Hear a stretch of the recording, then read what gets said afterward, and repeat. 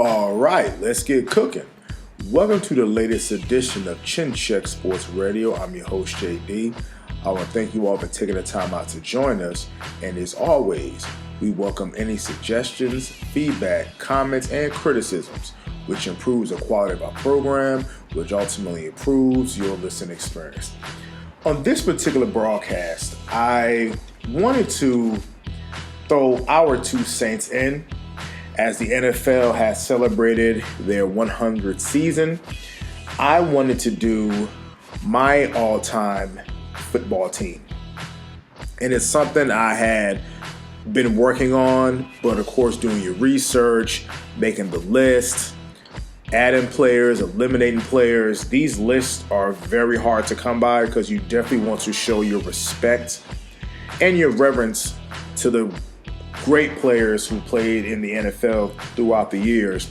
But of course, like our boxing list, we do these lists based on the players that we grew up watching. So, of course, we didn't grow up watching Jim Brown. We didn't grow up watching Walter Payton. We didn't grow up watching Eric Dickerson. We didn't watch up growing the Pittsburgh Steelers of the 70s. We didn't grow up watching really the early days of a Joe Montana. We caught the tail end of his career, which he was still great. We didn't watch the growth of Lawrence Taylor. So we base our all-time list on players that we grew up watching. Again, I was born in 1981, so of course, living in New Jersey at the time, you would hear people talking about certain players, but you really didn't understand what was going on in terms of football on the field or understanding the action, who to look for. You had an idea, but by the time I was fully aware of the world around me, aware of what's going on the field, understanding football, liking football, cheering for football, we're talking the early 90s until the present. So again, this list is based on the players that we grew up watching. Now, of course, we've created an offensive side and a defensive side. On this particular broadcast, we're going to cover the defensive side first. I love defensive players. I think the rules in the NFL now cater too much to the offensive side, and that's why in the next coming years, you're going to see a lot of offensive players getting into NFL Hall of Fame, where you won't see as many defensive players getting into Hall of Fame, because the fact that the rules are geared towards the offenses, now guys are running wide open down the field. You already start to see an explosion in numbers, while the numbers are a little bit inflated, but Hall of Fame, the NFL Hall of Fame rather, is based on a lot of stats, not necessarily players that actually jump off the field. So I do think as the NFL progresses, and of course the league is at an all-time popular high with Patrick Mahomes just winning the Super Bowl, he should be around, barring any injury or catastrophe. He should be around at least for the next decade, playing at a high level as we start to see the end of Tom Brady's, the Ben Roethlisberger's, and the Drew Breeses. We're seeing a new wave of quarterback, and at the head of that class is going to be Patrick Mahomes. So again, you're going to see an increase in offensive numbers, and I think that's going to help offensive players get into the Hall of Fame more than current defensive players, unless you're a real standout, unless you're an Aaron Donald or a Von Miller, you have the numbers. But unless you're a defensive talent that really jumps off the screen, I think you're going to see a little bit of a shift in offensive players getting into the Hall of Fame versus the defensive players, at least in the next couple of generations. So without much ado, let's go ahead and let's give our Chin Check Radio our all-time team that we grew up watching.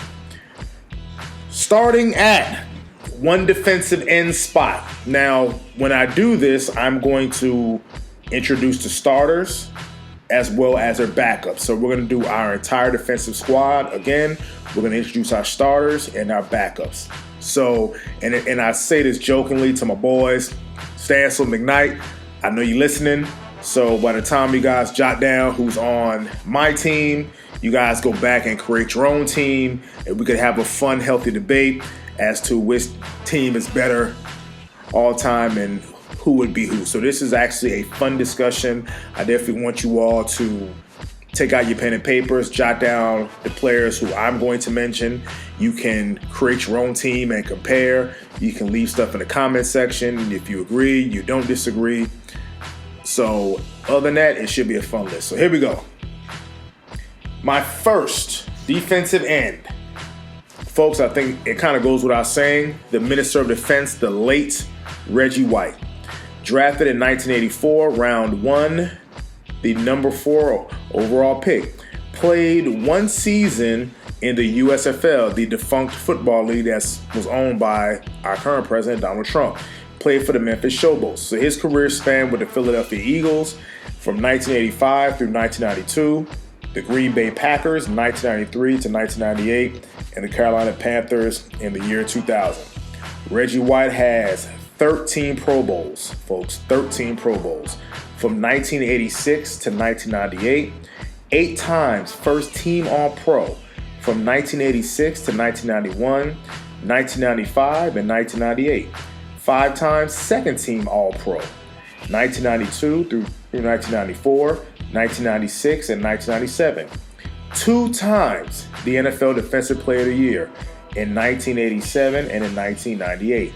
3 times the NFC Defensive Player of the Year in 1987, 1991, and 1995. Led the NFL in sacks in 1987 and 1988. A member of the 75th anniversary team, as well as the NFL Network's 100th anniversary team. Reggie White finished up his career with 198 sacks, 33 forced fumbles, 3 INTs, 2 touchdowns. Won a Super Bowl with the Green Bay Packers, Super Bowl 31, and was first team All-80s and first team All-90s decade team. Now, folks, Reggie White, when I remember watching him play, a few games with the Philadelphia Eagles, but really studying him, playing those games against the Dallas Cowboys, when during those time in the early 90s, the early to mid 90s, you had really 3 teams battling for I would say, the NFC supremacy. Dallas, San Francisco, and Green Bay. And what's ironic, the Cowboys would have matchup problems with San Francisco, but Green Bay would match up better against San Francisco, but the Cowboys would have the better matchup against Green Bay. So that was always weird, and I always noticed that. Now, the greatness of Reggie White, folks, his brute strength. If you take a grown man with a club move, now I know if you look at it, please go Google YouTube clips of his famous club move where he would use his right arm, use a lot of leverage in body weight and momentum to take his big old huge right arm, go underneath the armpit of the offensive tackle, and use momentum to throw him one way while to kind of throw him on the outside while he shifts to the inside to sack the quarterback. And it was a sight to see him doing this to other 330 pound men, pro offensive linemen. And to show you how destructive that move was, do you see anybody doing that nowadays? Most of you guys are your speed rushers, your athletes, guys, your defensive ends running 4.5s, your Clownies, your Bosas.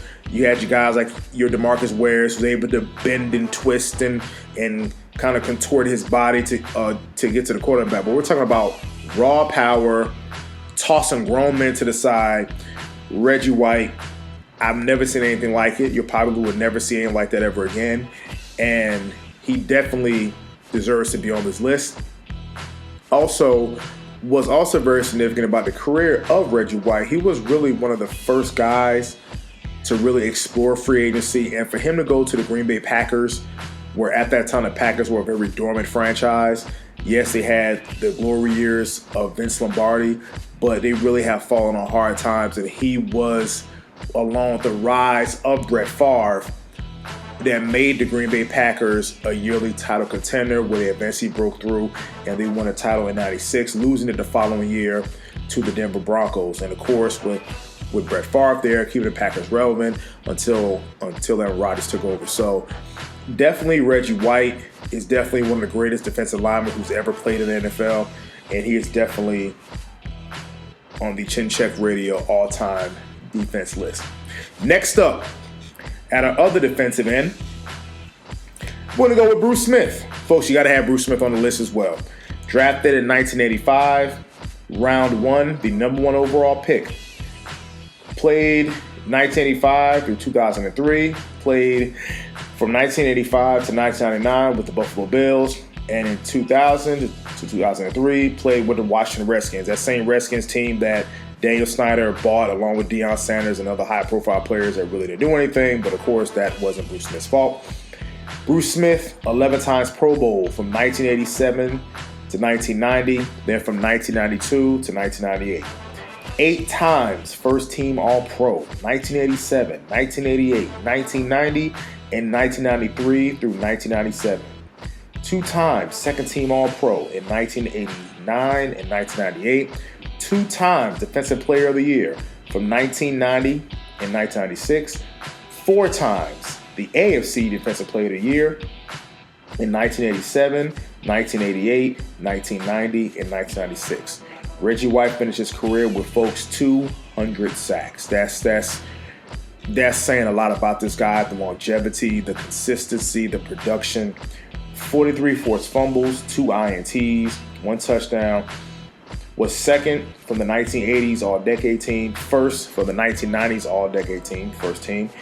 And, of course, 4 Super Bowls with the Buffalo Bills, Super Bowls 25 through 28. Now, people are going to say, well, of course, those Bills teams, they lost all those Super Bowls. Folks, let me explain something to you. To go to 4 Super Bowls, 4 consecutive, that speaks to the greatness of that team. And, of course, being a Cowboys fan, beating them 2 years in a row in 27 and 28.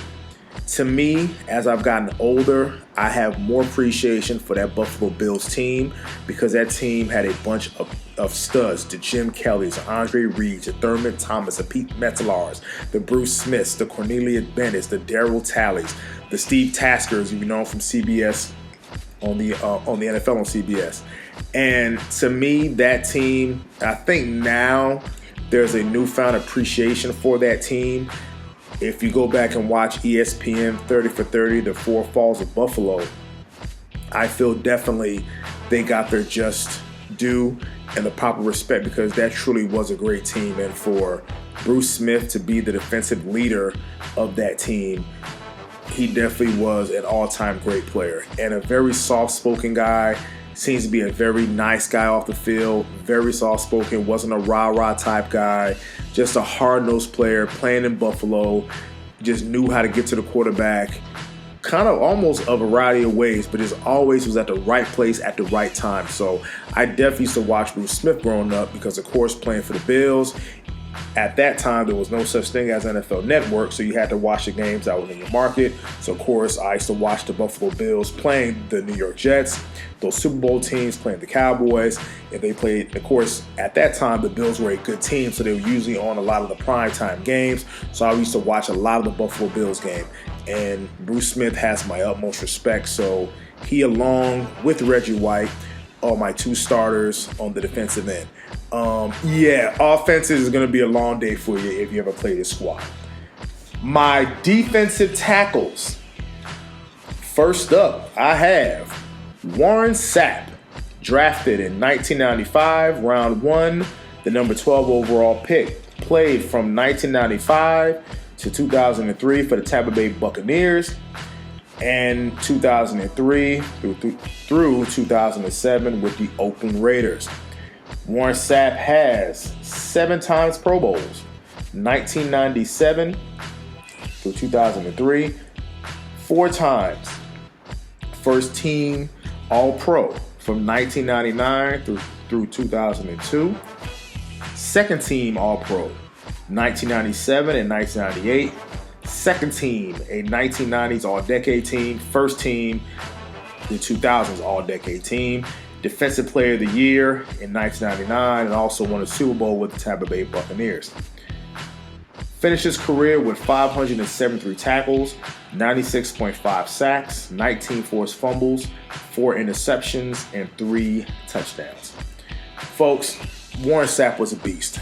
I remember Warren Sapp, not a very tall guy. Definitely remember him at the University of Miami. And I remember the day he was drafted when he had an issue with drugs. And you could tell he was very emotional, very crying. I think that's the day I became a Warren Sapp fan, when he had those, and I forget which drug it was, and you saw him, you could tell he was crying. He was very upset because he clearly should have been drafted higher in that draft. And when he went to Tampa Bay, I always kept my eye on Warren because I felt that my heart went out to him, you know, seeing him go through that and the humiliation of not being drafted higher. And to see what he did, I would say, I'm not going to say single-handedly, but along with Derrick Brooks and John Lynch, really resurrected that morbid Tampa Bay franchise from the icicle uniform to making them almost an instant contender.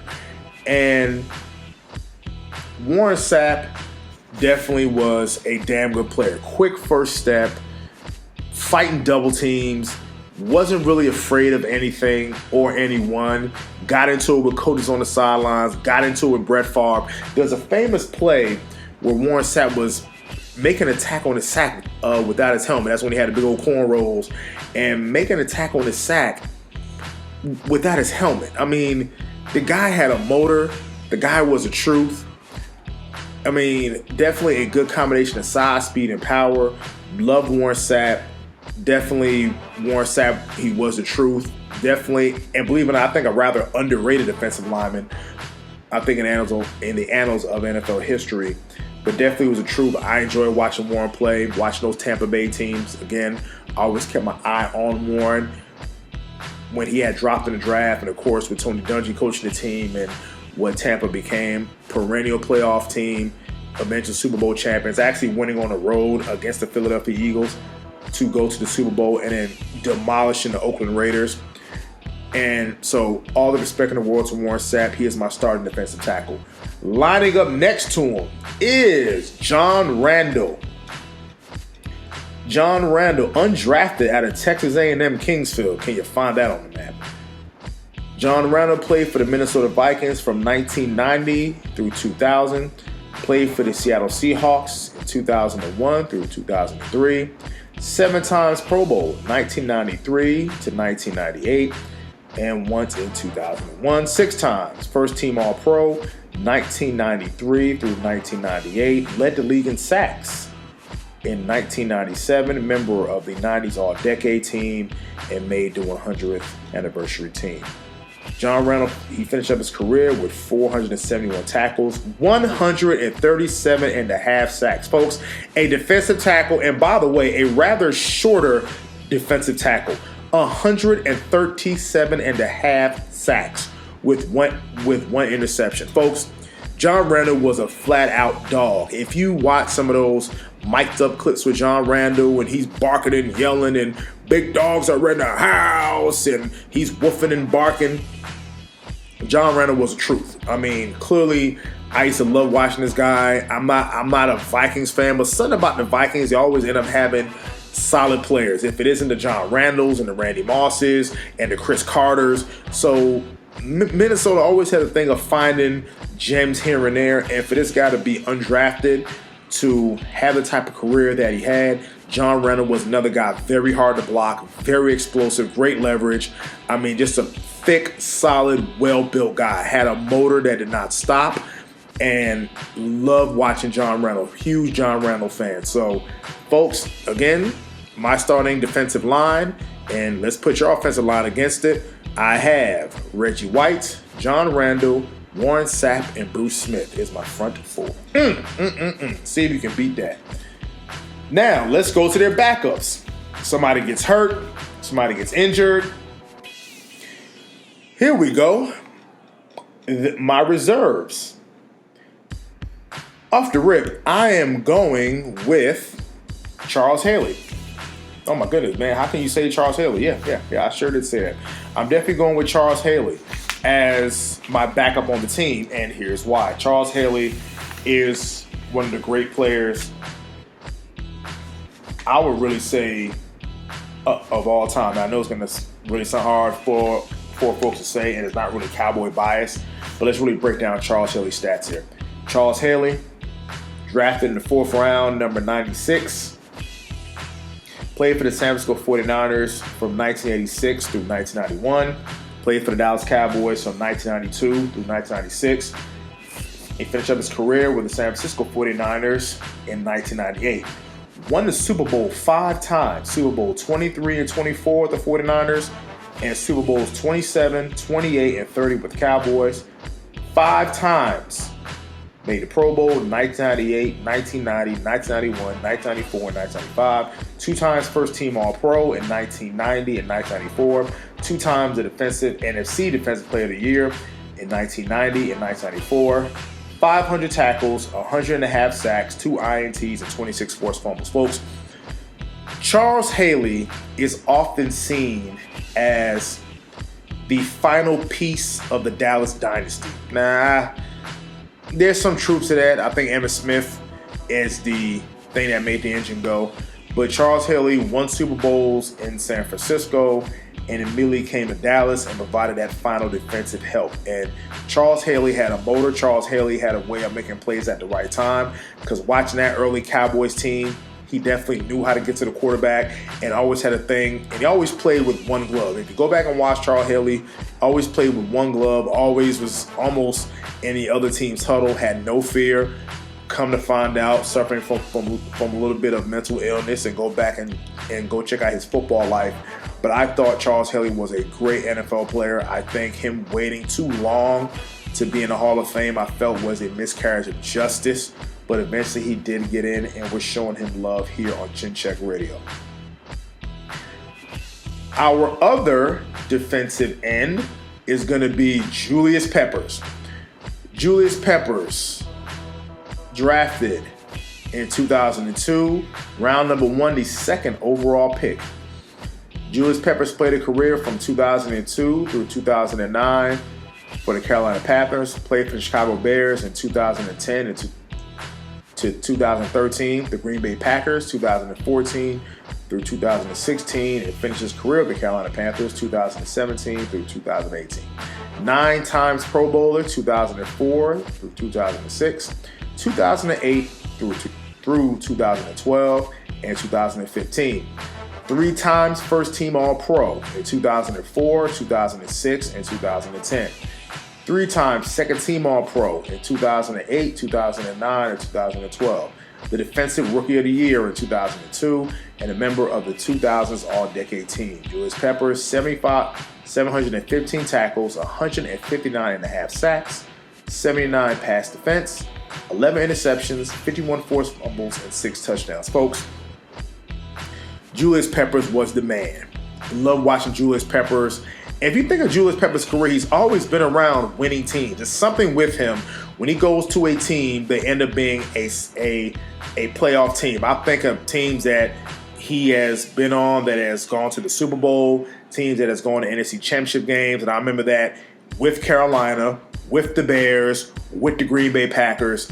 And Julius Peppers could set the edge. He can stop the run. I mean, this guy was almost a freak of nature. 6'5", 6'6", solid muscle, solid athlete, leaping over offensive linemen to block field goals and kicks. Definitely a natural athlete. Could really do it all. Could sack, he could stop the run, fast, athletic. I always go back to a play that he made with the Dallas Cowboys, or against the Dallas Cowboys. 2014, the Dez Bryant game, the Dez Bryant catch. Where did I talk about that? There was a play in that game where the Cowboys had a perfect play call, and the Packers blitz left, Cowboys ran right. Was nothing between DeMarco Murray and the end zone except maybe one player. And at best a touchdown, at worst a huge game. As DeMarco Murray starts to fly through the hole, Julius Peppers, he sticks his arm in there and causes a huge fumble. That changed the momentum of that game. So I always gave Julius Peppers his credit. I believe he did have a failed drug test back in 2006 that kind of robbed him of another Defensive Player of the Year. But overall, a sterling career. a first ballot Hall of Famer, no questions asked. This is not even no ifs, ands, and buts about that. As soon as they finish voting, go ahead, make them a specially made gold jacket for him.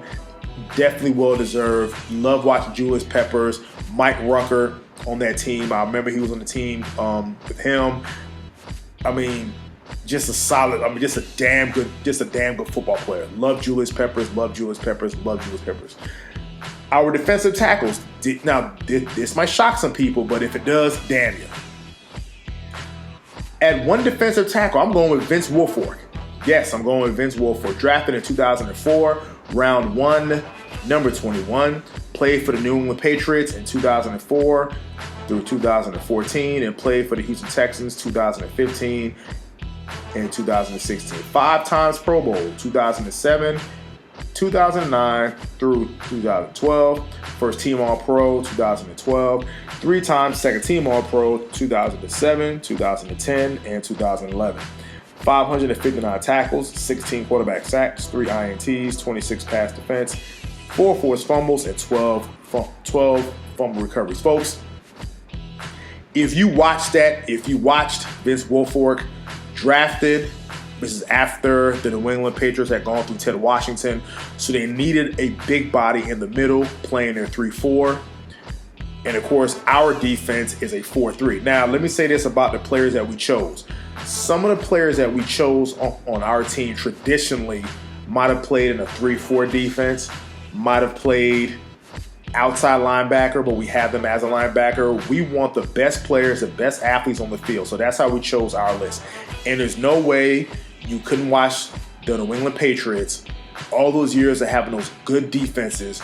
You got to trace it right back to Vince Wilfork, because the key of a 3-4 defense, besides your linebackers making plays, you got to have that defensive tackle eating up at least 2 blockers that frees up your linebackers to go make plays. Take a look at the 2000 Ravens, how Ray Lewis was able to fly around the field. Why is that? You had your Tony Saragusa and you had Sam Adams eating up blockers that allowed Ray and the rest of those players to fly around the field and make plays. Same thing with Vince Wilfork. This guy was a stalwart at tackle for a good decade for the New England Patriots. Now again, this is 2004, when their last Super Bowl, that undefeated campaign in 2007, thinking of sustained dominance that the Patriots have had throughout all those years. To me, love watching Big Vince play. Fast, eat up blockers, had good leverage, hardly ever forced out of plays. You definitely saw him at the line of scrimmage, blowing guys up at the line of scrimmage. So yes, I did put Big Vince as part of our all-time team. And our other backup defensive tackle, this might seem a little bit premature, but I don't think it is. And I'm going to go with Aaron Donald. Yes, I sure said it. I'm going to go with Aaron Donald. Drafted in 2014, round number 1, draft pick number 13. Folks, Aaron Donald by St. Louis that eventually went back to Los Angeles. 6 times Pro Bowl, 2014 through 2019. So simply put, Aaron Donald has been going to the Pro Bowl since he's been in the league. 5 times first team All-Pro, 2015 through 2019. 2 times Defensive Player of the Year, back-to-back, 2017 and 2018. That's saying a lot right there. 2018 sacks leader, Defensive Rookie of the Year in 2014. Currently, right now, again, the majority of players on our list are done playing. Currently, right now, Aaron Donald has 312 tackles, 72 sacks, 15 forced fumbles, 5 fumble recoveries, and 11 pass deflections. Folks, Aaron Donald is nothing but the damn truth. If you go back and watch some of these Rams games, Aaron Donald has a type of, I think he is a prototypical, and you can throw in the shoes, but I think Aaron Donald, if you were to construct a modern day defensive tackle, he would be the prototype. If you look at this guy, the guy is 290, almost 300 pounds, solid muscle, 8-pack. Go look at this guy in some of his off-season training videos, or go look on YouTube of him training. The guy is 290 with cuts and ripped up. And his first step, his explosion, his able to take on double teams. Folks, the man won Defensive Player 2 years in a row as a defensive tackle. Understand this, folks. As a defensive tackle, this man had won Defensive Player of the Year. Again, your Defensive Player of the Years are usually your cornerbacks, your safeties, your linebackers, your defensive ends, your outside linebackers. Not a guy who's tasked with being double teamed, even triple teamed at times. I love watching Aaron Donald. And yes, there was even thought about putting Aaron Donald even in my starting lineup, but John Randle obviously has the numbers in the career, so that's why John Randle is starting. But trust me, in a rotation on my defense, Aaron Donald is getting on my team. Aaron Donald is a damn stud. And I crack up, and this might upset a lot of Falcons fans, when Devontae Freeman tried this beast and Aaron Donald picked him up off the ground, his feet was dangling. That should tell you how strong this guy is and how powerful this guy is. Go watch tapes of Aaron Donald play. Watch games of this guy play. And this guy, his first step, his power, his speed. I mean, the guy can virtually do it all. And definitely, damn, it is a pleasure to watch this guy play at his peak, and he is definitely on track now. Now, if Aaron Donald was to retire, to say, you know what, to hell with football, I believe he can make a strong case of being a Hall of Famer right now. Yes, I'll even say it right now. So he keeps playing well. This guy is definitely going to Hall of Fame. But for now, already, I want him on my all-time team as my defense, as my backup. So we've taken care of our defensive line already. Definitely, I know probably got some of your heads spinning already, but I don't give a damn. It's going to be a fun list. Moving right along. We're moving up. We're moving to our next level, our linebackers. Now, again, this gets a little fuzzy because you have certain linebackers who are used to playing their careers in a 3-4, some playing a 4-3. Again, it's about getting the best athletes on the field. So best athletes on the field will take care of the rest. First up in my linebackers, folks, it goes without saying, Ray Lewis. Ray Lewis, drafted in 1996, round 1, number 26, played his entire career with the Baltimore Ravens from 1996 through 2002. Won the Super Bowl with the Ravens, and he won Super Bowl 35 and 47. Was Super Bowl MVP. 13 times this man has gone to the Pro Bowl in 1997 through 2001. 2003, 2004, 2006 through 2011. 7 times first team All-Pro. 1999 through 2001, 2003, 2004, 2008, 2009. 3 times second team All-Pro. 1997, 1998, and 2010. 2 times Defensive Player of the Year, 2000 and 2003. 2000, a member of the 2000s All-Decade Team. Now, I'm going to go back to that 2003 Defensive Player of the Year. Go back and look at a clip of Mike Singletary getting on Ray Lewis, and I say this all the time. Yes, he won the Super Bowl with probably one of the greatest defenses of all time, the 2000 Ravens. But Ray Lewis's best individual seasons, was 2000, I would even say 2004, being coached by Mike Singletary. Go take a look at that. Some of his best seasons were individual seasons, was being coached by Mike Singletary, another great Hall of Fame linebacker.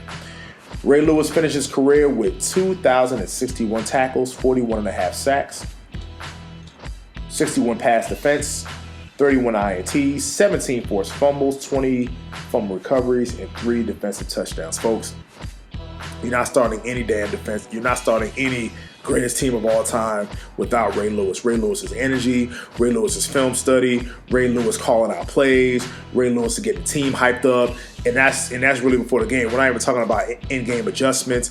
Go back and watch some of those classic games between the Peyton Manning-led Colts and the Baltimore Ravens. You will see Peyton calling a play. You will see Ray calling a play. You will see Peyton. He'll be audibling out of a play. Ray will call another play. So just watching those two guys, those great minds up there, it was a thing to see. The battles with Brady in the playoffs. Classic battle. We're talking about a missed kick here and there, a final touchdown here and there that Belichick somehow knew a rule that nobody else knew. Beating New England in New England that one year, that's propelling them to the Super Bowl. People forget, The 18-1 Patriots, those 2007 Patriots, yes, they have the lone loss to the New York Giants in the Super Bowl, and well-deserved for the Giants. But there was one team that really gave the Patriots a lot of problems that season and really should have beaten the Patriots on a Monday night game, and that was the 2007 Ravens, where you had the Ray Lewises and the Ed Reeds, and they really should have beat that Patriots team on a Monday night, a few plays here and there. So definitely Ray Lewis is on my damn team. So ain't a bust about that. Next up, the late great Junior Seau. Junior Seau, drafted in 1990, round number 1, number 5 overall. Played for the San Diego Chargers between 1990 and 2002, the Miami Dolphins 2003 through 2005, and the Patriots 2006 through 2009. 12 times Pro Bowl, 1998 through 2002. 8 times first team All-Pro, 1991 to 1996, 1998 through 2000. 2 times second team All-Pro, 1997 through 1999. Defense Player of the Year, 1992. A member of the 90s All-Decade team as well as the 100th anniversary team. 1,849 tackles, 56.5 sacks, 18 interceptions, 11 forced fumbles. Folks, I owned a Junior Seau jersey in high school. That's how much I used to love watching this guy play. Junior Seau, fast. I think ran a 4.6 or 4.5. 4.6, 4.7, 40, bench press 500 pounds. I used to read everything. I used to have Junior, even to this day, right now, I still have Junior Seau trading cards. Used to love watching Junior Seau play. His energy, he will make a play. He'll go to the backfield, extend his arms out. He'll get hyped up. He knew how to read the play, quick off the ball, getting all blocks. Every now and again, he'll get a little bit reckless and miss a play, but love watching Junior Seau. I was one of the biggest Junior Seau fans growing up. I remember we used to debate / argue who was a better player. Was it Greg Lloyd or Junior Seau? I think the time has only answered that question. Junior Seau is definitely on my list. I know he was a middle linebacker, but again, you put Ray Lewis in your middle, and I'm gonna have Seau as my other linebacker. I'm gonna take that matchup. So definitely have to have Junior Seau on my list. And my third linebacker, a very underrated linebacker in NFL history, the late, great DT Derrick Thomas. Derrick Thomas, drafted in 1989, round number 1, number 4 overall by the Kansas City Chiefs. Played the entire career of the Chiefs, 9 times Pro Bowl. From 1989 through 1997, 3 times first team All-Pro. 1990 through 1992, 3 times second team All-Pro. 1993 through 1994, and 96. Defensive Rookie of the Year in 1989, sacks leader in 1990, a member of the 90s All-Decade team. Also, I believe still has the record of 7 sacks in the game. Guys have come close, 6 here and there. 642 tackles, 126.5 sacks. Folks, in a 10-year career, 126.5 sacks, 41 forced fumbles, and one interception. Derrick Thomas, we used to definitely watch those Chiefs games, and Derrick Thomas was the damn truth. DT. My number was 58, and I used to love playing outside linebacker. I could really never play middle linebacker. To me, too much damn thinking. And I used to love outside linebacker because you can use your speed to beat somebody, and that's what Derrick Thomas did. He uses speed and his power. Didn't look as physically posing, but Derrick Thomas was the truth. And I remember there was the famous video of it was bad torrential rain. He has his helmet off, and he goes, whoo, and he takes a breath. And I used to love watching Derrick Thomas. Those old Chiefs teams with him, Neil Smith, with his little thing on his nose. I definitely remember watching some DT, and I've always said if DT was in a bigger market, he actually would have been a bigger star. That's why I stated on a previous broadcast, sometimes when you play in your bigger markets like your New Yorks, Dallas, LA, you tend to get a little bit more exposure than you would in Kansas City. Now with Patrick Mahomes, they're winning Super Bowls, so there's no other higher exposure that you can get. But a great defensive player like a Derrick Thomas, I feel is very underrated and really doesn't get the credit I feel that he truly deserves as a great player all time. So that's why we're showing love to DT. We're going to put him as one of our linebackers, and you don't like it, tough. But he's definitely making our team, so congrats to DT. All right, so we've gone to our starters. So we've had our starters. And now let's go to our backup. So somebody gets hurt. We're going to make a defensive adjustment. You're going to have to contend with, first up, Brian Urlacher. Yes, sir. Drafted 2000, round 1, number 9 overall. Played his entire career with the Chicago Bears between 2000 and 2012. 8 times Pro Bowls from 2000 to 2003, 2005, 2006, 2011, and 2010. I skipped that year. I apologize. 4 times first team All-Pro. 2001, 2002, 2005, 2006. Second team All-Pro, 2010. Defensive Rookie of the Year in 2000. Defensive Player of the Year in 2005. 2000's All-Decade Team member. 1,354 tackles, 41.5 sacks, 22 interceptions, and 2 touchdowns, folks. Brian Urlacher was a beast. The guy was tall, rangy. The guy could hit. Believe it or not, one of my favorite Brian Urlacher plays was, I think this was against the Colts. I'm going to say, was it beginning of the 2011 season, I believe, or 2010 season. He makes a diving interception. How he caught this ball, how he torqued his body to catch this ball, I don't know. And great interception. Brian Urlacher, folks, was the truth. And this guy, I believe, was a converted safety and hit hard, great leader. I mean, there's really nothing much that you can say. Unfortunately, he kind of played in the era of a Ray Lewis where he was a little bit overshadowed by Ray, and rightfully so. Ray was a little bit of a better dynamic playmaker, but he fit the mold of a Chicago linebacker. I mean, Brian Urlacher in the great lineage of the Dick Butkuses and the Mike Singletaries. I mean, Brian Urlacher was right there. I mean, he fit Chicago, had to play it in a short sleeve shirt. You can see the smoke come out of his helmet, big old thick neck. I mean, definitely a great player. Definitely a great player. Definitely had to be on my team as one of the greatest defenses of all time, or my greatest defense of all time. Next up, Von Miller, drafted in 2011, round number 1, the number 2 overall pick. Right now, still playing his entire career with the Denver Broncos. 8 times Pro Bowl, 2011, 2012, 2014 through 2019. 3 times first team All-Pro, 2012, 2015, 2016. 4 times second team All-Pro, 2011, 2014, 2017, and 2018. Defensive Rookie of the Year in 2011. Won a Super Bowl with the Denver Broncos. Actually was a Super Bowl MVP. 489 tackles, 106 sacks and counting. 25 forced fumbles, 9 fumble recoveries, 21 pass deflections, 2 interceptions, and 2 defensive touchdowns. Now, Von Miller is as goofy and geeky as they come as he looks, but damn it, this guy can play some football. I mean, oh my goodness. He definitely had to be on my squad. He is another one who, and I've talked about this, how your current outside linebackers or your defensive ends aren't as that brute force and power that a Reggie White had. These guys are better athletes.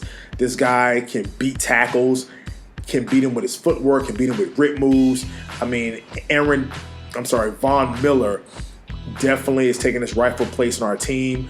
Definitely was a battle, him, Mike Strahan, DeMarcus Ware, other great players, but I do have to give the overall nod to Von Miller, the type of player that he is. Can also even set the run too. So I felt, he definitely gets a nod being on my list. Kind of hard to leave him off the list, so he definitely gets a nod of other people. Now, this next pick, folks, is going to be a little bit controversial, but that's what we do at Chin Check Radio. My final reserve for the Chin Check Radio all-time defensive team is linebacker James Harrison. People saying, what? Yes, James Harrison. Undrafted out of Kent State. This is a guy who bounced around the league. Played for the Steelers in 2002, cut the Baltimore Ravens in 2003, cut. Went to NFL Europe, went to Rain Fire in 2003 until that folded. Came back with the Steelers, played for them in 2004 through 2012. Played for the Bengals 2013. Played for the Steelers again 2014 through 2017, and actually coming out of retirement. Finished up his last season with the Patriots after being waived by the Steelers, picked up by the Patriots, helps them to a Super Bowl where they lost to the Eagles. Guy was a 2-time Super Bowl champ in Super Bowl 40 and Super Bowl 43, 5 times All-Pro, 2007 through 2011, 2 times First Team All-Pro, 2008 and 2010. Two-time second-team All-Pro 2007 through 2009. The Defensive Player of the Year in 2008. James finished his career 793 tackles, 84.5 sacks, 34 forced fumbles, 8 fumble recoveries, 1 interception, and 1 defensive touchdown. Now, folks have been asking me why is James Harrison on my list. James Harrison was a stud for those Pittsburgh Steelers teams. James Harrison, go back and watch a Monday night game, and I believe it's a Monday night game, versus the Baltimore Ravens, and how James Harrison took that game over. How James Harrison played, how James Harrison blasted Ed Reed one time and he caused the fumble. And that Super Bowl where they played the Arizona Cardinals, James Harrison made the play that really helped the Steelers win, intercepting the ball at the end of the first half and running it all the way back and collapsing on the sidelines and in the oxygen. And I was actually at a sports bar that evening, one of the few times I actually go to a sports bar to watch a game. And I remember that play, and James Harrison, to me, was a beast. The guy was fast, the guy was strong. Of course, he had all the penalties with all the hits. I personally loved it. I didn't think he was a dirty player. I think he knocked people smack dab out. Massaquoi, I'll tell you that. I don't think, and also him body slamming Vince Young. Go back and look at that play of body slamming Vince Young. I think a lot of penalties he has, the penalties he got, they were not warranted. The fines were not warranted. And I love James Harrison. James Harrison was a beast. James Harrison is one of those guys who looked like he was only bred to play football. And even now, and of course, now he's not playing anymore. You can see his true personality coming out when he's on Undisputed or on those shows on Fox Sports 1, going back and forth as an analyst. You can tell he has a true personality. But watching him on the field, this guy with just a mountain of muscle. I mean, big old thick arms, good explosion, good power. Can beat a tackle off the ball with speed, very fast. I've seen a couple times, a few games I watched, and of course, we watched James Harrison because the Steelers teams was good. You watch those games versus the Ravens, and James Harrison always had a way of making plays at the right time. And the guy built like a Mack truck, is still built like a Mack truck now, but definitely had to show James some love, and I definitely wanted James Harrison on my all-time greatest team. So, again, team that I grew up watching. So, we're done with our linebackers. So as a quick review, if you want to review our team, our starters on the defensive line are Reggie White, Bruce Smith, John Randle, excuse me, trying to get some paperwork here,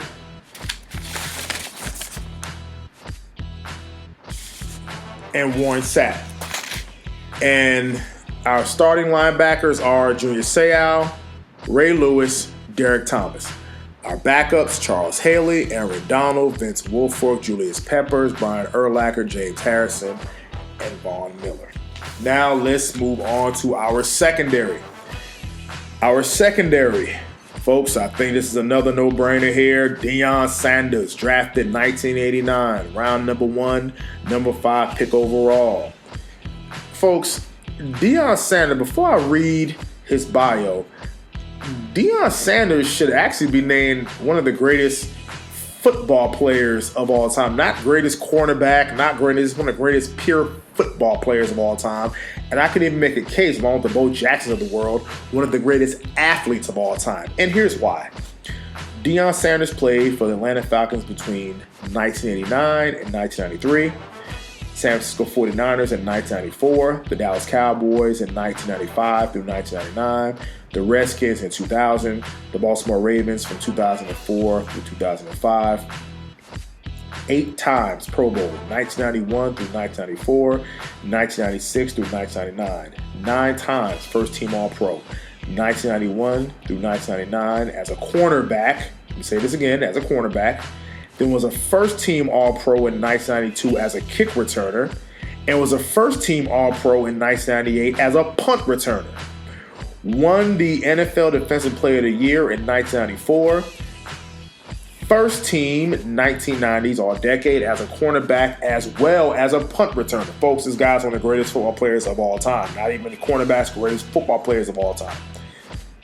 Won 2 Super Bowls, 29 and 30 with the San Francisco 49ers and the Dallas Cowboys respectively.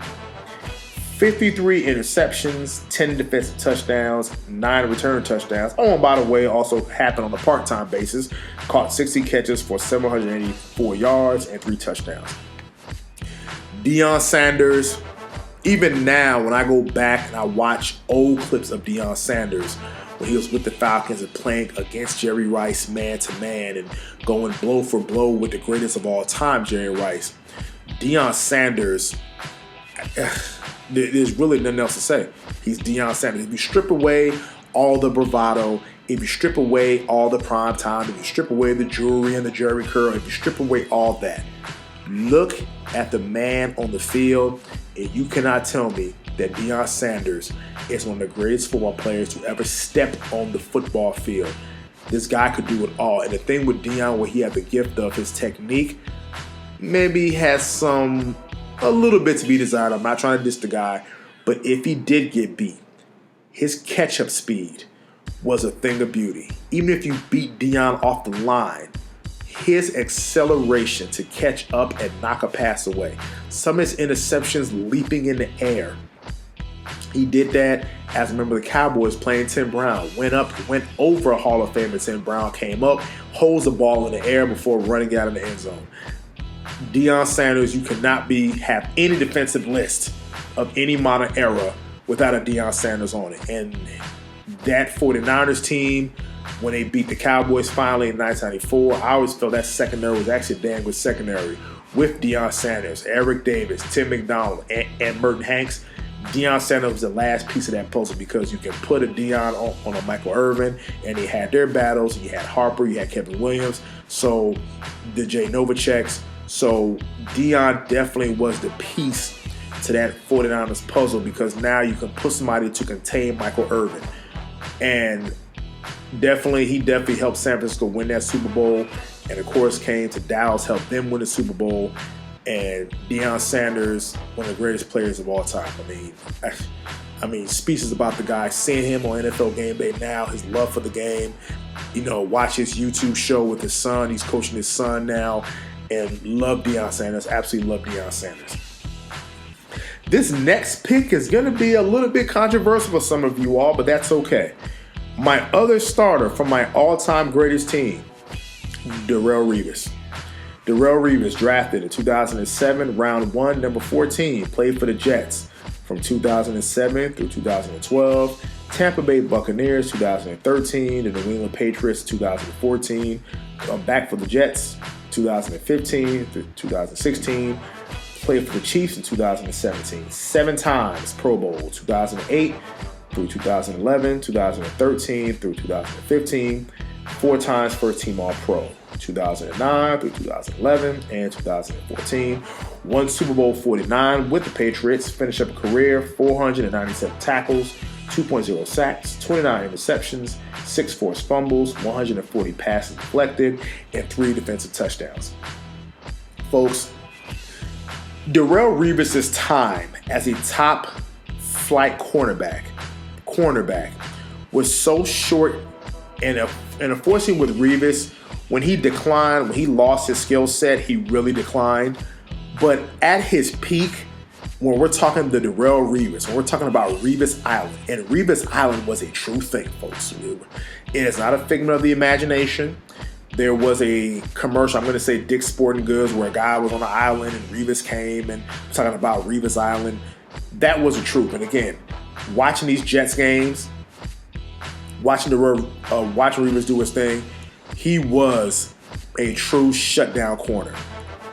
A really true shutdown corner. And let me read for you, I think maybe besides Deion Sanders, his 1994 season, I'm going to say Darrelle Revis had a better season than that 1994 season. Now, people are going to pull up statistics and the argument goes one way or the other.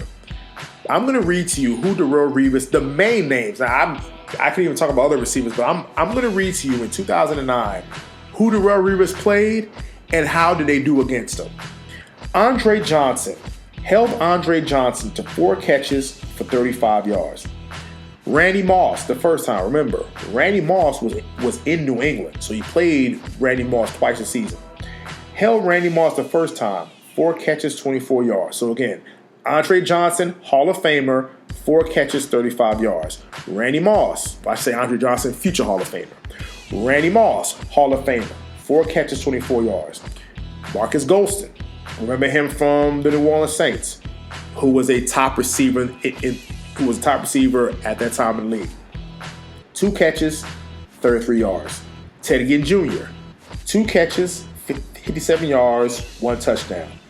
Hall of Famer Terrell Owens, 3 catches, 13 yards. Randy Moss again the second time, 5 catches, 34 yards, 1 touchdown. Steve Smith, possible future Hall of Famer, 1 catch, 5 yards. T.O. again, 3 catches, 31 yards. Roddy White, 2 catches, 18 yards.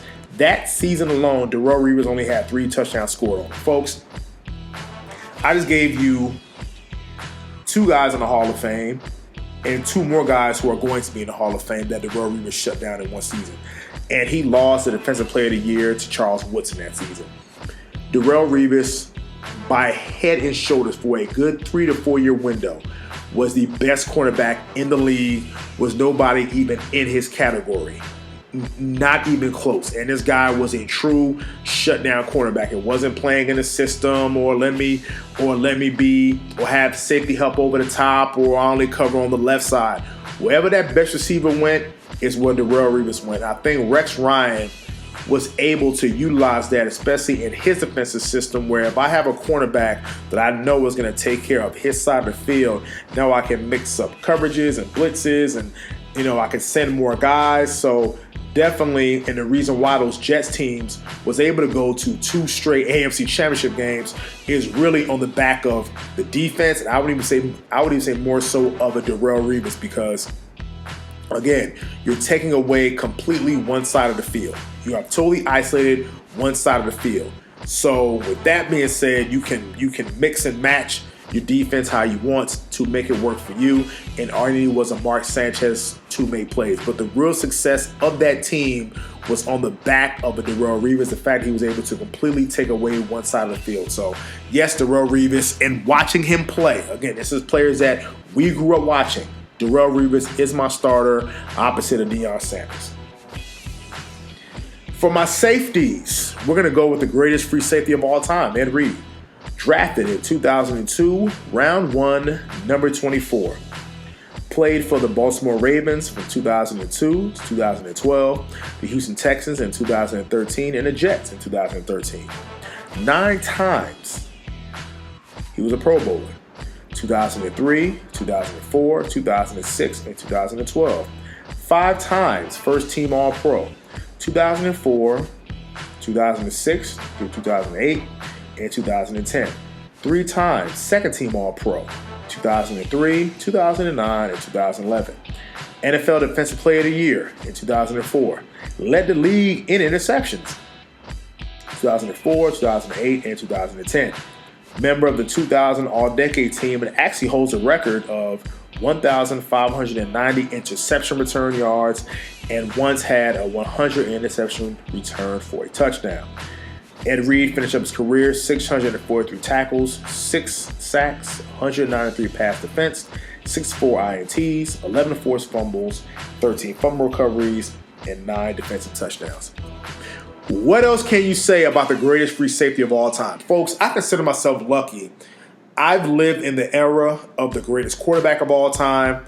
One can make an argument Ray Lewis, the greatest middle linebacker of all time. And by far, consensus, the greatest free safety of all time.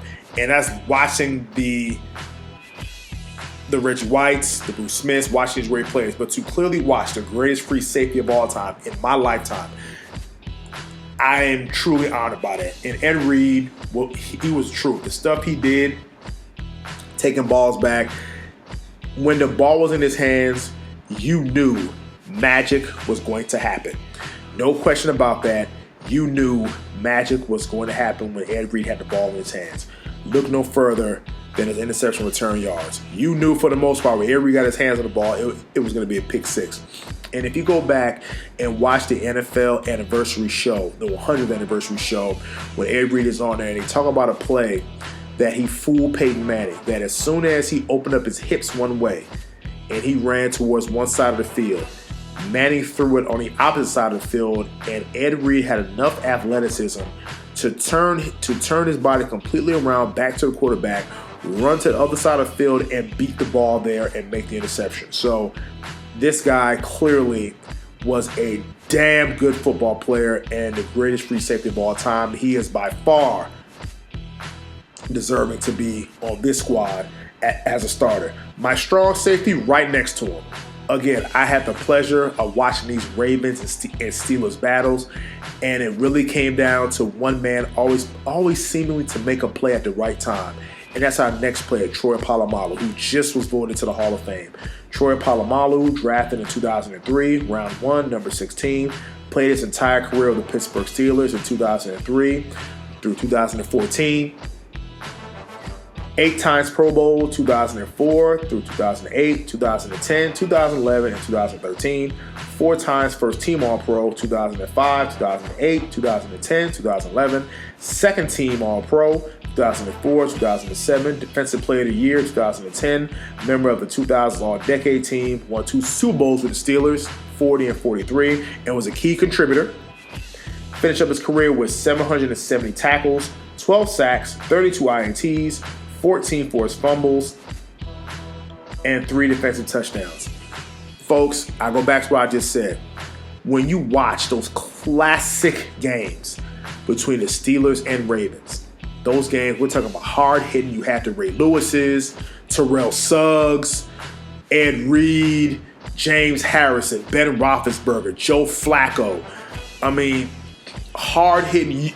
You knew. And McKnight, brother, if you're listening, you knew when we used to go back and forth and talk about those games, whether it was a playoff or a regular season game, you knew that was to get your popcorn ready and damn bring an ice pack, because you're going to be so sore the fact that there's going to be some hard hits in that game. Every one of those games. Bart Scott, Adelius Thomas, all these guys. You knew watching those Ravens and Steelers games, it was going to come down to the wire. And folks, tell me, Hines Ward, tell me, folks, if I'm lying, if Troy Polamalu at some point in that game did not make a play that ultimately decided the outcome of that game. Just tell me if I'm lying.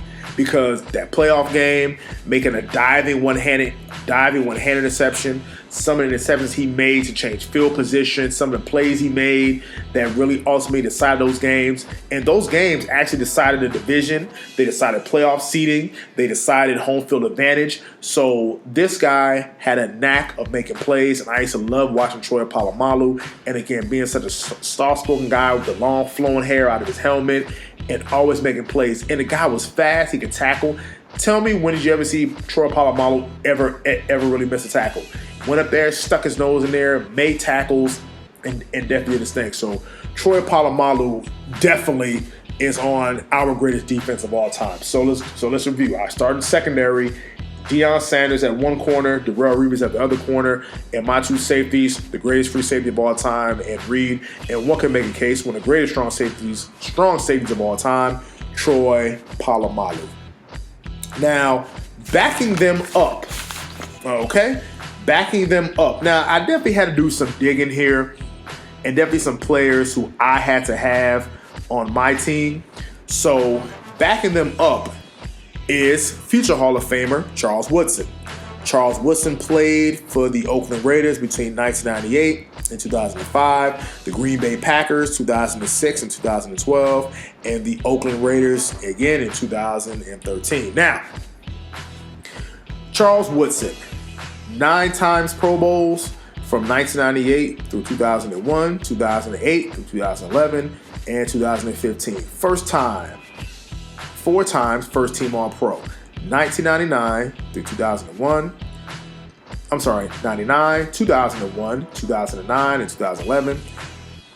4 times Second Team All-Pro, 2000, 2008, 2010, and 2015. Defensive Player of the Year in 2009. NFL Defensive Rookie of the Year in 98. 2 times interception leader in 2009 and 2011. A member of the NFL 2000s All-Decade Team. He finished up his career 1,105 tackles, 20 sacks, and 33 forced fumbles. Folks, Charles Woodson was the damn truth. Definitely one of the greatest. Another great player, deserves to be in the Hall of Fame. And this is a guy who also was a great player in college. So I definitely am a huge fan of Charles Woodson. Definitely won the Heisman. If I'm not mistaken, was he on the same team as Tom Brady? I think he might have came out. I think he might have been the same team as Tom Brady at Michigan. I don't know about that. But definitely a great player. Knew how to make plays, help the Packers, help them win their Super Bowl. And what's funny is, of course, Charles Woodson is for some people, you talk about the Tuck rule, the famous play of the divisional game. The Raiders get what appears to be a forced fumble recovery and get a sack on Brady, and they call it a Tuck rule, saying that when his arm was going forward and he tucked the ball in, and that was ruled actually an incomplete pass, and Adam Vinatieri kicked 2 huge field goals and off the Patriots on their dynasty. And I remember Charles Woodson going off at the end of the game. But Charles Woodson was another great player, definitely deserving of being in the Hall of Fame if he's not there already. So somebody can correct me on that. But he's definitely deserves to be on the Chin Check Radio all-time defensive list. Next up, another controversial pick, but I really could care less. Rodney Harrison. Yes, I'm picking Rodney Harrison. I'm going to show Rodney Harrison some love. Rodney Harrison played for the San Diego Chargers between 1994 and 2002, and the New England Patriots between 2003 and 2008. Only 2 times Pro Bowl, and I felt that was a robbery. 1998 and 2001. 3 times first team All-Pro, 1998, 2001, 2003, second team All-Pro, 2004, and 2 Super Bowls with the Patriots, Super Bowls 38 and 39. He finished up his career with 1,205 tackles, 30.5 sacks, 34 interceptions, and 11 forced fumbles. Now, that 30 for 30, I believe him and Ray Lewis are only 2 players in NFL history to have 30 sacks and 30 interceptions. So Rodney Harrison, I don't feel gets the credit he deserves. He was seen as a dirty player, seen as the dirtiest guy in the NFL. I never felt that way. I felt he was a hard hitter. Unfortunately, Rodney came around the time that the league was trying to legislate out the game or outlaw those headhunters, those hard hits. And luckily, Rodney's not playing in the league now. Folks, I used to love Rodney Harrison. Watching him in San Diego. You got to remember, when him and Junior Seau played in San Diego, those Chargers defenses were usually ranked like number 1 in the league. And these guys are ranked number 1 in the league, and they were going 8. They were going by 8. I was 8 and 8, 9 and 7 because they had no offense. But those Charger defenses was ranked number 1, and a lot of that was due to Rodney Harrison. So Rodney Harrison gets hurt. He gets released by the Chargers. He gets picked up by the Patriots. Immediately moves into a starting role, becomes a true leader on a team. You can think of Brady, especially the tail end of his career, but at the beginning of that Patriots dynasty, even though they already had won a Super Bowl already, when Rodney Harrison came, that definitely forged that dynasty. That guy made plays along with the Willie McGinnis of the world, the Teddy Bruschi's, but Rodney always knew how to make a play, and he was an effective weapon for the Patriots because his position was a safety. But then he can also come and play a weak side linebacker. So depending on what type of defense that they were playing, they can utilize Rodney in different ways that you could not do with Malloy. And Rodney had a nose for the ball. Rodney was a hard hitter. He came down, made a crunching hit, I believe, on one Dolphins quarterback. Don Culpepper hit Donovan McNabb in that Super Bowl, intercepted. Really, I could make an argument that Rodney Harrison should have got consideration for the Super Bowl, for Super Bowl MVP the year that they played the Eagles the first time, that Super Bowl 39 in Jacksonville. And to me, Rodney Harrison made plays. I remember he held up LJ Smith one time, held him up. They got a fumble. He had an interception of Donovan McNabb. So I believe he had 2 INTs that game. So to me, I always felt Rodney should have got consideration as the MVP of that game. Now, here's where I became a true fan of Rodney Harrison. People forget, in 2004, I'm going to say against the Pittsburgh Steelers, the defending Super Bowl champion, the Patriots, gets waxed by the Steelers. They were playing, it was Ben Roethlisberger's rookie season, and they get spanked. Now, in that game, their starting cornerbacks went down, Ty Law and Tyrone Poole. So you just lost both of your starting cornerbacks. In their place, you had young players, Randall Gay and Asante Samuel. Now, these guys at most maybe had 1 or 2 years in the league. I think maybe a guy might have been a rookie. So you would think with two babies in the secondary, Asante Samuel and Randall Gay, that his secondary would fall apart. Do you know who kept that secondary together? Rodney Harrison, you guessed it.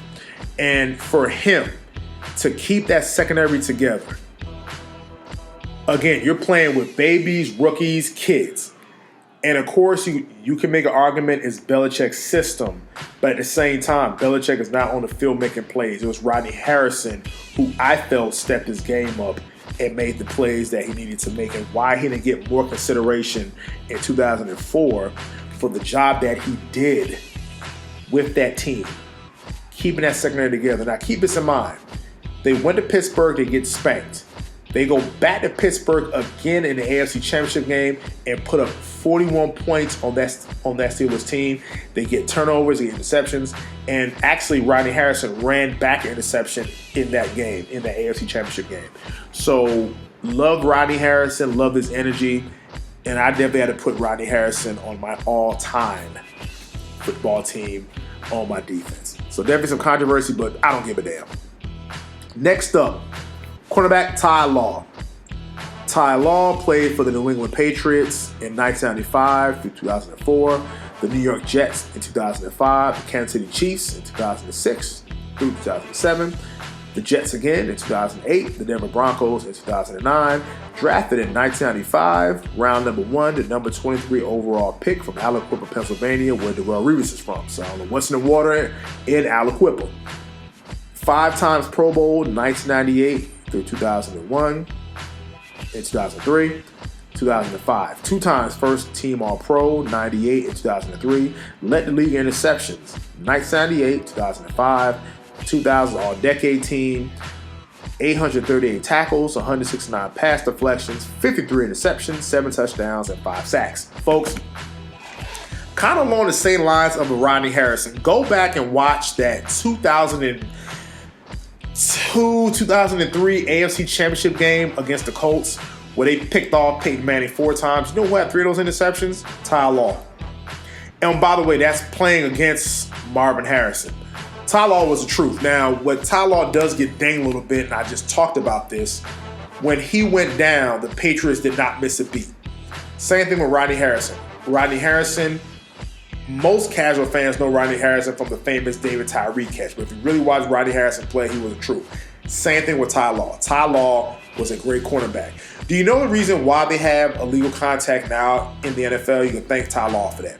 Because at that time, when they allowed people to play physical, Ty Law was playing the Marvin Harrisons of the world, the Reggie Waynes of the world, playing them rough and tough. Let's go back to that first Super Bowl of the Patriots dynasty when they played the Rams. Isaac Bruce, Isaiah Hakeem, Torrey Holt. They roughed those guys up. When they whether they caught the ball or not, they were getting hit across the middle. And Ty Law stuck his nose in there. So to me, Ty Law is a great cornerback. He's finally in the Hall of Fame, well-deserved. And I used to love watching him play. Definitely made plays for the Patriots. Of course, him leaving the team still had, they still had sustained success. But definitely winning those championships, especially those championship games. Again, intercepting Peyton Manning 3 times in the AFC Championship game. Definitely was a great player. Definitely loved watching Ty Law play.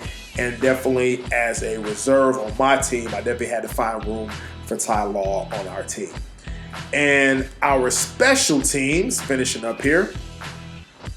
Our special teams, folks, we got to go with Devin Hester. one can make an argument I could go with Deion Sanders, but we're going to let Deion get some rest and only play corner, but we're going to go with Devin Hester, drafted in 2006. Round number 2, pick 57, played for the Chicago Bears between 2006 and 2013, the Falcons 2014 and 2015, the Baltimore Ravens 2016, and the Seahawks in 2016. 4 times Pro Bowl, 2006, 2007, 2010, 2014. 3 times first team All-Pro, 2006, 2007, 2010. Second team All-Pro, 2011. Special Teams Player of the Year, 2006 through 2007 and 2010. Second team, 2000s All-Decade Team. Again, holds NFL records. 20 total return touchdowns, 14 punt returns touchdowns, 6 total return touchdowns for 1 season, 255 catches, 3,311 yards, 16 receiving touchdowns, return yards 11,028, and return touchdowns 20 total. Folks, Devin Hester, probably one of the greatest return men in NFL history, along with Deion Sanders. Another forgotten guy is a Dante Hall who played for the Chiefs. And everybody was talking Dante Hall, and I feel that Devin Hester came and blew everything that Dante Hall did out the water. Devin Hester returned opening kickoff of a Super Bowl. He returned that for a touchdown. Which to this day, I will always state that 2006 Chicago Bears team was one of the greatest Bears teams of all time.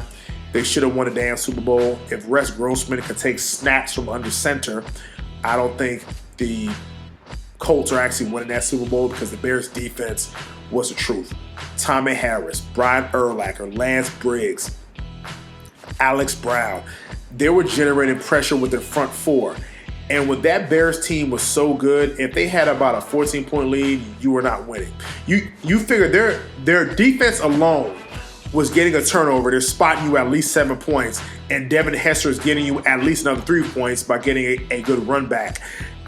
And to me, if they had a better quarterback than Rex Grossman, we'll be talking about that Bears team along the same lines of the 85 Bears team. Devin Hester was the truth. Now, Devin Hester's damage, and I remember Devin Hester. Remember that famous Arizona game, infamous Arizona game where they played the Bears and they lost? And the late Denny Green makes the comment, "We are who we thought they were," and they let them off the hook. Yeah, the final nail in that coffin was a Devin Hester return for a touchdown against the New York Giants in 2006. And of course, I'm laughing because, I've been watching that game and teasing on the Giants fans. Giants, they kick a field goal. The field goal falls short. While guys are walking off the field, Devin catches it in the end zone, slowly takes about 2-3 steps, sees the Giants special teams is not ready. Next thing you know, darts out of the end zone and starts streaking down the sidelines. And all you saw was Chicago Bears players knocking New York Giants players on their ass and out of the TV screen. And you see Devin Hester galloping down the sidelines to score the touchdown, which actually blew that game open. Because people forget, the Giants was actually dominating that game. They were winning that game. That turned the tide of that particular game. So I definitely remember watching Devin Hester. Definitely, if you're including him on an all-time team, you have to have him as a return guy. Definitely love watching him play. Definitely magic with the ball in his hands. Clearly has the records to back that up. And if I had to choose a kicker of an all-time team, I'm going to go with Robbie Gould, playing for the Bears, kicking in the cold weather. So there you go. So definitely a fun list to do. My boys, if you're listening, by all means, please take your notes. Again, so a quick review of our team. We have Reggie White, John Randle, Warren Sapp, Bruce Smith, Von Miller,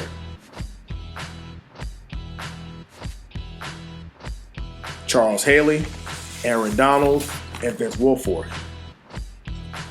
Junior Seau, Ray Lewis are our starters, as well as Derek Thomas. Backing them up, Brian Urlacher, Von Miller, and James Harrison. Our secondary, Deion Sanders, Darrelle Revis, Ed Reed, Troy Polamalu. Backing them up are Charles Woodson, Ty Law, Rodney Harrison. So definitely a fun list for us. and definitely fun. So if I missed anybody, of course, people are gonna say, "Hey, you missed this guy, and you missed that guy." Well, so be it. I mean, that's the nature of these lists. So until the next time, this is Chin Check Radio signing off.